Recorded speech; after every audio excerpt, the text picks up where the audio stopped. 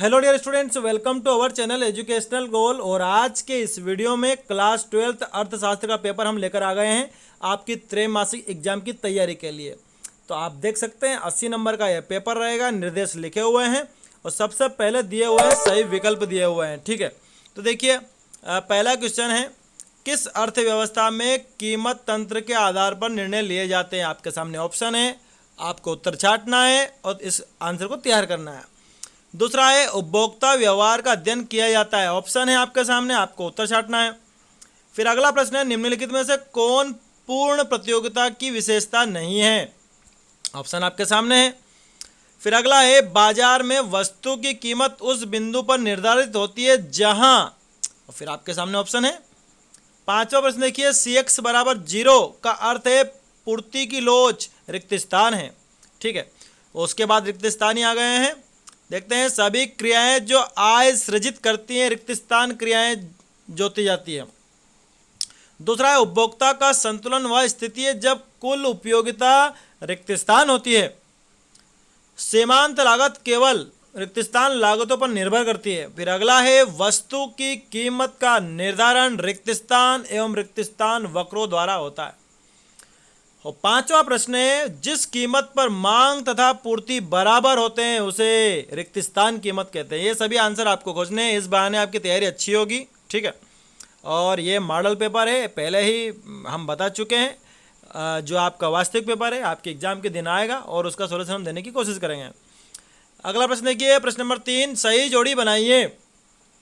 आ और बाद दो कॉलम दिए हुए हैं। पूर्ण प्रतियोगिता इधर भी ऑप्शन है, बाजार, व्यष्टि अर्थशास्त्र, समष्टि अर्थशास्त्र और कुल उपयोगिता इधर है। योग करने की क्रिया, अवास्तविक मान्यता। 8 400 400 400, जी हाँ, याद कर लीजिए व्हाट्सएप नंबर, क्योंकि अब चाहे आपका मैथ्स का सवाल हो या फिजिक्स, केमिस्ट्री, बायोलॉजी का, आपके हर डाउट, हर क्वेश्चन का मिलेगा तुरंत वीडियो सॉल्यूशन, वो भी सीधा आपके व्हाट्सएप पर। बस अपने फोन में डाउट नट का 8 400 400 400 व्हाट्सएप नंबर सेव कर लीजिए और चैट ओपन कीजिए। फिर जो भी आपका डाउट है उस सवाल की आपको बस फोटो खींचनी है, उसे क्रॉप करना है और 5 सेकंड में आपको उसका वीडियो सॉल्यूशन मिल जाएगा। क्लास 6 से 12, IIT JEE, NEET, CBSE boards और सभी स्टेट बोर्ड्स के बच्चों के लिए। तो देर किस बात की, अभी जाइए 8 400 400 400 पर अपना सवाल व्हाट्सएप कीजिए और अपने सभी डाउट्स को आउट कीजिए, लिंक डिस्क्रिप्शन में। पर आय, सीमांत उपयोगिता का योग, वस्तु का क्रय विक्रय, समक्रय वस्तुएं उत्पादन। ठीक है, उसके बाद असत्य सत्य बताने हैं। एकाधिकार में किसी नई फर्म का प्रवेश संभव नहीं होता, सही है असत्य आपको बताना है। पूंजीवाद और समाजवाद दोनों ही मिश्रित अर्थव्यवस्था में पाए जाते हैं। व्यष्टि अर्थशास्त्र व्यक्तिगत इकाइयों का अध्ययन है। वह नियम जो दीर्घकाल में लागू होता है उसे परिवर्तनशील अनुपात का नियम कहते हैं। सीमांत लागत वक्र अंग्रेजी के यू अक्षर के समान होते हैं। इन सभी के उत्तर आपको जांचने हैं, खोजने हैं। फिर अगला है, अवसर लागत क्या है। अथवा में दिया है, आर्थिक क्रियाएं किसे कहते हैं। छठा प्रश्न है, व्यष्टि अर्थशास्त्र किसे कहते हैं अथवा समाजवादी अर्थव्यवस्था किसे कहते हैं। सातवां प्रश्न आप देख रहे हैं, अल्पाधिकार क्या है अथवा वस्तु विभेद किस बाजार की विशेषता है। सभी दो अंक के हैं। अगला प्रश्न देखिए, संतुलन कीमत क्या है अथवा वस्तु की पूर्ति किसके द्वारा की जाती है। फिर 9वां प्रश्न है, सीमांत लागत क्या है अथवा मौप्रिक लागत किसे कहते हैं।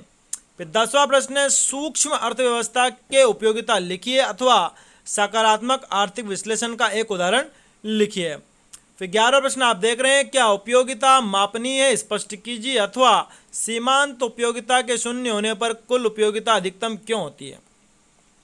फिर 12वां प्रश्न है, गिफ इन वस्तुओं का आय प्रभाव ऋणात्मक होता है, क्यों होता है अथवा क्या मांग वक्र धनात्मक ढाल वाला हो सकता है।